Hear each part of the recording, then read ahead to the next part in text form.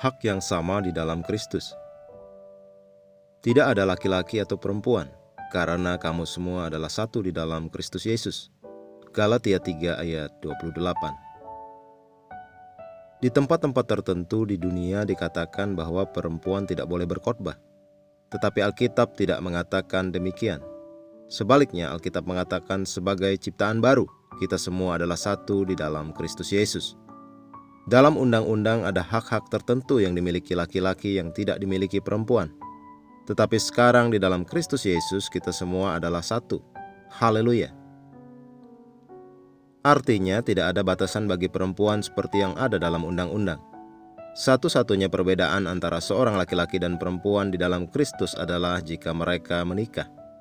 Alkitab berbicara kepada istri secara terpisah dari suaminya.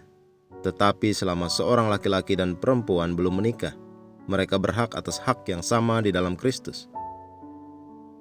Seseorang mungkin berkata, tetapi dalam perjanjian baru Alkitab berkata, Aku tidak mengizinkan perempuan mengajar dan juga tidak mengizinkannya memerintah laki-laki. Hendaklah ia berdiam diri. 1 Timotius 2 ayat 12. Bukankah ini mengacu pada perempuan Kristen?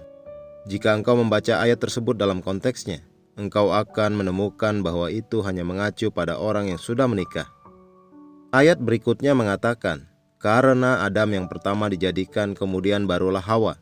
1 Timotius 2 ayat 13. Yang berarti melihat kepada konteks pernikahan. Sekarang ketika dikatakan seorang istri tidak boleh mengajar suaminya, terjemahan yang sebenarnya berarti memerintah atau mendikte suaminya.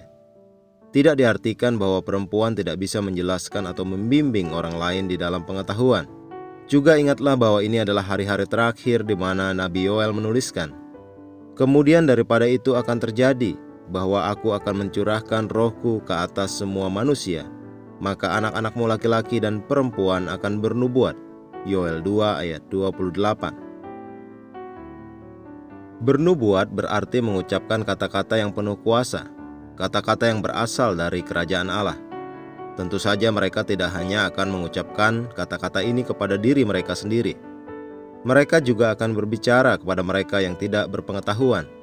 Itu berarti mereka akan mengajarkan firman kepada yang tidak berpengetahuan. Jadi lihatlah, tidak ada bedanya apakah engkau laki-laki atau perempuan. Maju terus dan beritakan Injil di mana saja. Beritakanlah firman dengan kuasa, dan jangan biarkan siapapun menghentikanmu karena ketidaktahuan mereka. Keempat, putri Filipus sang penginjil bernubuat. Pada keesokan harinya kami berangkat dari situ dan tiba di Kaisarea.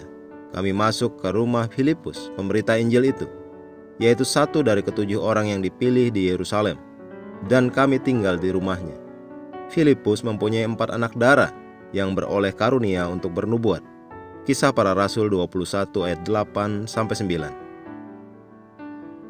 Mari kita mengucapkan pengakuan. Aku tahu siapa diriku. Aku adalah keturunan Abraham dan aku bertahta dan memerintah dalam hidup ini. Aku tidak terbatas dan tak terhentikan karena aku di dalam Kristus. Dan setiap hari aku berjalan dalam kesadaran ini. Aku adalah ahli waris bersama dengan Kristus. Oleh karena itu segala sesuatu adalah milikku.